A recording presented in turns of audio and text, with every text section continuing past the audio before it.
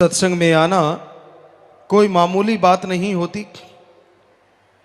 बहुत बड़ी बात है कि आप लोग ओम हरि अल्लाह वाहिगुरु गौड़ खुदा रब की याद में इस घोर कलयुग में जलते बलते भट्ट में आगे सजे हैं, विराजे हैं। मालिक की कृपा है, मालिक का रहमो करम है। ये बहुत घोर कलयुग है, बड़ा भयानक समय है। इंसान इस कलयुग में अपने मालिक को भुलाता जा रहा है, उसके किए परोपकारों को भुलाता जा रहा है, उसकी दया में रहमत को भुलाता जा रहा है। और ज़्यादातर लोगों को तो उसकी याद बीमारी परेशानी में ही आती है, आगे पीछे भुलाते ही रहते हैं। तो ऐसे कलयुग में, ऐसे भयानक समय में सत्संग में आना बहुत बड़ी बात है, लेकिन सुन के अमल कमाना अपने भाग्य को बदलने की बात है। अगर आपको लगता है कि आप अनलक्की हैं, आपको लगता है कि आप भाग्यहीन हैं, आपको लगता है कि आप कभी भाग्यशाली बन नहीं सकते, तो सत्संग सुनो और अमल करो, मेहनत करो। मालिक ने चाहा आप अपने भाग्य आप बदल डालेंगे। सत्संग में वो मेथड, वो युक्ति मिलती है जिससे इंसान अपना भाग्य बदल सकता है। हमारा फर्ज आपको बताना है, उस पे आप अमल करते हो या नहीं करते वो आपकी मर्जी है। पर एक कहावत है, कहते हैं कि बच्चे को कोई खिलाता है माँ बाप को, बच्चा बड़ा प्यारा होता है। अब दूसरा आदमी उसको खिलाता है, हंसाता है, वो 99 बार हंसा दे, वो याद नहीं है, पर एक बार रुला दे वो याद रहता है कि इसने मेरे बच्चे को रुलाया क्यों, रोते हुए को 99 बार हंसा दिया, वो याद नहीं। तो ऐसा है ये कलयुग। यानी सतगुर पीर फकीर कितने भी परोपकार करता रहे, कितना भी रहमो करम करता रहे, कितनी कृपा दृष्टि मालिक से दुआ करके करवाता रहे, बस कभी कभार ऐसा ना हो तो यूं बट खा जाता बैठा बैठा। अपनी गलतियां तो जीव निकालता नहीं ना, चक्कर ये है अपनी कमियां, अपनी गलतियां तो याद ही नहीं रहती। बहाना है, बस मन को हवा देने का बहाना है, काल के चक्कर में फंसने का। तो भाई आपसे गुजारिश है, अपने सतगुरु मौला को, अल्लाह वाहिगुरु राम को कभी भूलो ना। वो परोपकार एक नहीं अरबों कर सकता है, पर उसका शुक्राना करते रहो। जो शुक्राना करने लगते हैं, मालिक उनकी संभाल आप आके किया करते हैं, क्योंकि वो शुक्राना कभी किसी से लेते नहीं, इसलिए मालिक उसका उद्धार कर देते हैं। तो आपसे गुजारिश यही है कि आप कम से कम मालिक के परोपकारों को याद तो रखो, उसका शुक्राना तो करो। हर समय मन के हाथों मजबूर, हर समय मन के हाथों व्याकुल ना बना करो। भूल गए हो तुम हमें, मालिक कह रहे हैं भगवान, भूल गए हो तुम हमें, हम ना तुम्हें भुलाएंगे। चाहे कुछ भी करें जतन, वापस तुम्हें ले आएंगे, काल से तुम्हें छुड़ाएंगे।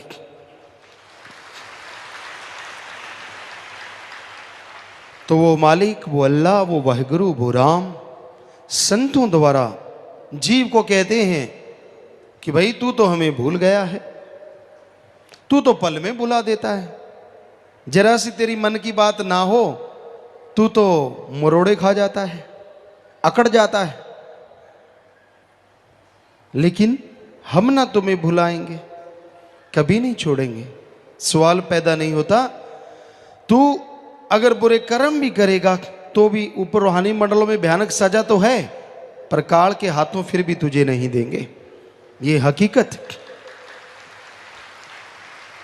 चाहे कुछ भी करें जतन, वो मालिक संतों द्वारा कहलवाता है कि कोई भी जतन करना पड़े वापस तुम्हें ले जाएंगे। वो संतों द्वारा सत्संग लगवाते हैं, जीवों को समझाते हैं, जहाँ जहाँ स्क्रू ढीले हैं संतों के वचनों द्वारा कसवाते हैं। कौन सा पुर्जा ढीला हो गया, अब दिमाग में कचरा भर गया, अब अकड़ा बैठा है, बेसन के पकौड़े की तरह अकड़ जाता बैठा बैठा। एक सज्जन से किसी ने पूछा, यार तेरे घर वाली रूठी ही रहती है, चक्कर क्या है?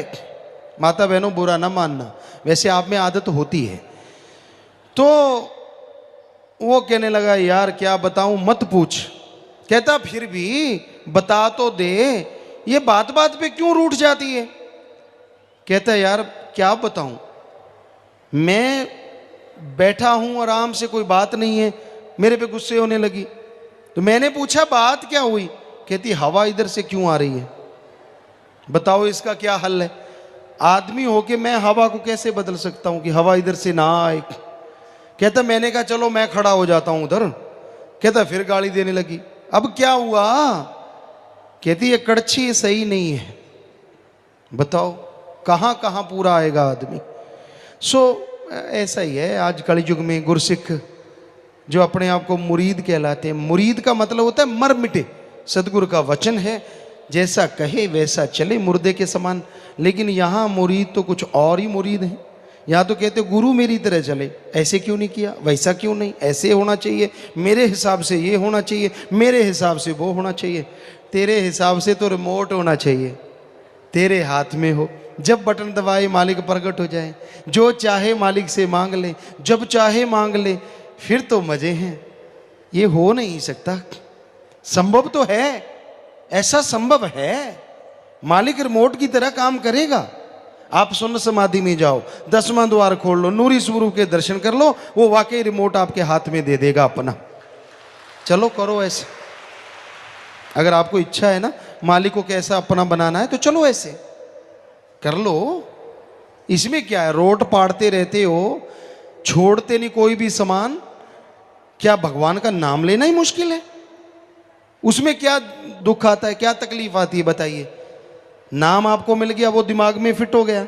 जीबा तो हमेशा ही चलती रहती है, ये 2.5-3 इंच की, यही तो रुकती नहीं। तो इसको राम नाम की तरफ चला के तो देखो। झूठ बोलते हो, चुगली निंदा करते हो, छल फरेब करते हो, भ्रष्टाचार करते हो, उसके लिए स्कीमें बनाते हो, शातिराना सोच सोचते हो।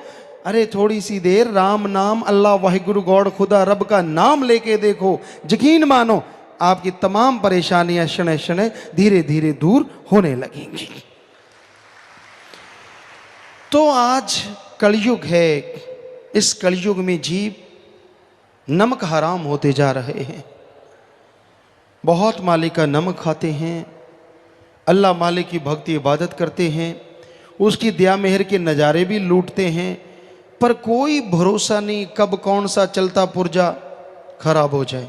वो कहते हैं ना चलता पैसा खोटा हो जाता है, कहीं तो बिना चले ही खोटे हो जाते। सो इस कलयुग में बड़ा ही मुश्किल है जीव को जो लगता है राम नाम का सुमरण करना। वो जीव दिखाता है कि मैं बेचारा हूं, मैं फला हूं, ये तो सतगुरु जानता है कौन बेचारा है। आदमी कभी दुखी ना पाए अगर वचनों पे अमल कर ले। अब वचनों पे अमल नहीं करे, ये भी सतगुरु का कसूर है। इसमें विचारगी कहां से आ गई, अमल नहीं किया तो भोगो। फिर कहते हैं नहीं वो तो दया का सागर है, क्या पता कितनी बार मालिक ने बचाया हो, कितनी बार दया में रहमत की हो, कितनी बार पहाड़ को कंकर बनाया हो। जब आदमी ढीठी हो जाए, मानना ही बंद कर दे तो क्या करे। तो भाई संत पीर फकीर जो बात कहते हैं वो अल्लाह वाहिगुरु राम के वचन होते हैं, उनको सुनो और दिलो दिमाग में बिठा लो, उन पे अमल करना सीखो, तो मालिक की दया में रहमत सदा बरसती रहेगी। वरना मन के बीमार पड़ जाओगे, मन कभी उठने नहीं देगा, मन छा जाएगा काली घटा घनघोर की तरह। पर सतगुर पीर फकीर जो बात कहते हैं वो मालिक के वो वचन होते हैं जो सूरज के मानिद हर टाइम घटा को फाड़ के बाहर निकल आता है। सो आप पे अगर मन की घटा घनघोर छाई हुई है तो सुमरण करना शुरू कर दो, परमार्थ करना शुरू कर दो। अरे छोड़ दो बदियों को, छोड़ दो बुराइयों को, नाता जोड़ लो नेकी से, भलाई से, अल्लाह राम मालिक वाहिगुरु गॉड खुदा रब की भक्ति इबादत से। यकीन मानो वो आपके मन और भयानक कर्मों के उस काली घटा को चीर के बाहर निकाल देगा और आप खुशियों से लवरेज हो जाएंगे। मानो तो सही। अमल तो करो, क्योंकि माने की गति कहीं ना जाए, ना माने पीछे पछताए। मान लो, सुन लो, अमल कर लो, तो जो गति होगी वो कहने सुनने से परे अच्छी होगी। आप बेइंतहा खुशियां हासिल करेंगे, आप बेइंतहा मालिक की दया में रहमत को प्राप्त कर लेंगे। यहां भी आपके कोई कमी आती है, यहां भी आपको कोई परेशानी, खास करके सत्संगी भाई जो राम नाम से जुड़े, काम धंधे में रुकावट आ गई, सेहत खराब हो गई, बीमारियां आ गई, टेंशन है, चिंता है, कोई ना कोई और परेशानियां खड़ी रहती हैं। इनके कारण तो यही हैं, या तो काम वासना में आप तंग हैं, या फिर क्रोध के पीछे मजबूर हैं, या लोभ लालच में पड़ गए, या परिवार के मोह ममता में दुखी हैं, या फिर आपको अहंकार आया हुआ है, या फिर मन और माया ने तड़फाया हुआ है। और इन सब का मेन कारण है कि आपने वचनों पे अमल न करने का एक तरह से कसम खाया हुआ है। वचनों पे अमल कर लो, नाम जपो, सेवा करो, सुमरन करो, परमार्थ करो, कमाई का हिस्सा अपने घर में निकाल लो। अगर आपको किसी पे डाउट है, कोई भी आसपास भूखा है, प्यासा है, बीमार है, उसका इलाज करवा दो, जाओ। तो हम आपको गारंटी देते हैं मालिक की दया में रहमत 100% बरसेगी ही बरसेगी। और कैसे बताएं आपको, क्या घोल के पिला दें? बेपरवाह जी फरमाते, वो भी पिला रहे हैं, कोई पी के अमल करे तो ना। बेपरवाह जी आम फरमाया करते, हम किसी से सुनी सुनाई बात का यकीन कभी नहीं करते।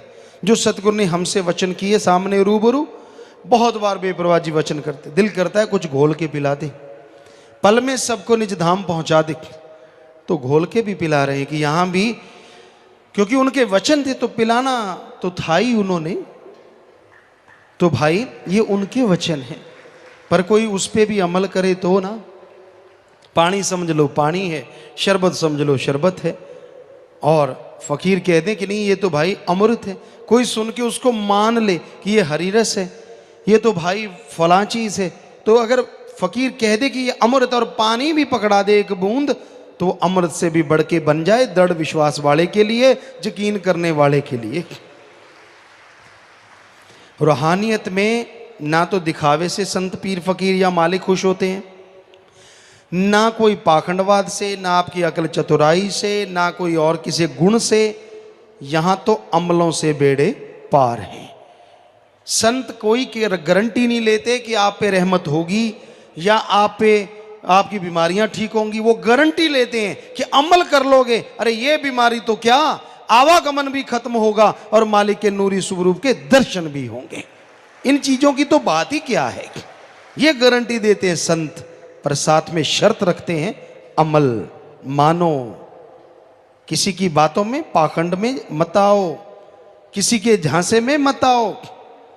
जब मालिक से प्यार लगता है ना, बड़ा ही अच्छा लगता है। जब मनमते लोगों की उंगली वालों के चक्कर में इंसान फंस जाता है, तो मालिक से दूर होना शुरू हो जाता है। लगा लगा प्यार तो बड़ा ही अच्छा लगता है। एक बात आपको बताते होते हैं कई बार, जब गधा हींगता है ना, कितनी जोर से हींगता है। पहली आवाज उसकी, हालांकि उसकी आवाज कर्कश होती है, पर बहुत बड़ी आवाज होती है, ढेंचू, बहुत बड़ी। लेकिन धीरे धीरे ढेंचू ढेंचू, ऐसा ना कि अगर मन के गधे को रोका करो। पहले पहले जब प्यार प्यार लगता लगता तो कहता, मेरे को तो सदगुरु पूरा मिला, मैं ये करूं वो करूं फलां करूं, अब और क्या चाहिए। फिर जब किसी गधे का संग हो जाता है और फिर वो रेंगना धीरे धीरे बस शांति होता चला जाता। कहता ना ना, अब तो मुझे पता चल गया, पहले तो पता नहीं था। क्या पता चल गया तुझे, क्या समझ गया तू? 4 आदमी चुगली निंदा करने वालों की बात सुन ली, किसी निंदक की बात सुन ली, बस ये पता चल गया। संत तो शरेआम कहते हैं, कबीरा सब ते हम बुरे, हम तज भला सब कोय, जिन ऐसा कर माने मीत हमारा सोए। हम तो कहते ही नहीं कि हम कोई बड़े, हम तो चौकीदार हैं, खाकसार हैं, आपके जूतों में भी बैठने को तैयार हैं, हम में तो कोई मान बढ़ाई नहीं। तो हम तो उस मालिक की चर्चा बताते हैं आपको, उससे जुड़ो, उसका नाम जपो, उसकी भक्ति इबादत करो, फिर देखो नजारे, कितनी खुशियां मिलती हैं, कितना आनंद मिलता है, कितना परमानंद मिलता है। पर आप तो मानते ही नहीं, अमल करते ही नहीं। तो भाई अमल करना सीखो। भक्ति कर कर काल ने हमको जी रिझा लिया, जून 84 की जेल में तुमको है फंसा लिया, माया के जाल में फंस गए वापिस अब ना आएंगे। काल ने, कोई कहता है 72 चौकड़ी, कोई कहता है 84 चौकड़ी, भक्ति की, इबादत की। मालिक ने काल को बनाया, सृष्टि की रचना करवाई और सारे बुत बन गए, सारा साजो सामान बन गया, शरीर बन गए, लेकिन उनमें कोई हरकत नहीं थी, बेजान बुत, बेजान चीजें। तो कहते काल को आया कि अगर इनमें जान हो तो ये कैसे चलेंगी, कैसे होगा, क्यों ना रौनक पड़े।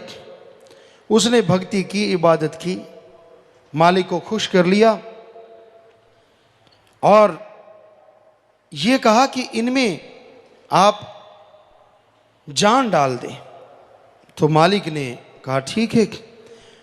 नूरी स्वरूप मालिक ने जैसे ही प्रकट किया, उनसे किरणें निकली और वो किरणें हर बुतों से टकराई और जिस भी बुत से वो किरण टकराई उस बुत में जान आ गई, शरीर चलने लगे, रौनक आ गई। तो काल ने कहा जी अब मेरा दूसरा वचन ये है कि आप इन रूहों को बुला चुके हैं। मालिक ने उनको बुलाना चाहा, वो उसमें मस्त हो गई, आवाज को सुनना बंद कर दिया मालिक। तो काल ने कहा जी अब आप और चमत्कार ना करें, अभी अब आपकी आवाज पे नहीं आ रही हैं, तो मुझे ये वचन दीजिए ये जिस शरीर में उसमें मस्त रहे। तो मालिक ने कहा भाई ठीक है, रूहें उसमें मस्त हो गई, शरीरों में। मालिक को फिर भी दुख आया कि ये हमसे बिछुड़ गई, इनका अलग पहचान बनी है, तो ये तो बेइंतहा दुख हासिल करेंगी। तो फिर मालिक ने काल को कहा कि ऐसा कर, अब हमारी भी सुन। ये इस तरह का एक शरीर बना, सारे शरीर जब बन चुके, मालिक ने देखा इस तरह तो ये फंस गई हैं इसमें, तो फिर ये मनुष्य शरीर बनवाया 5 तत्व से।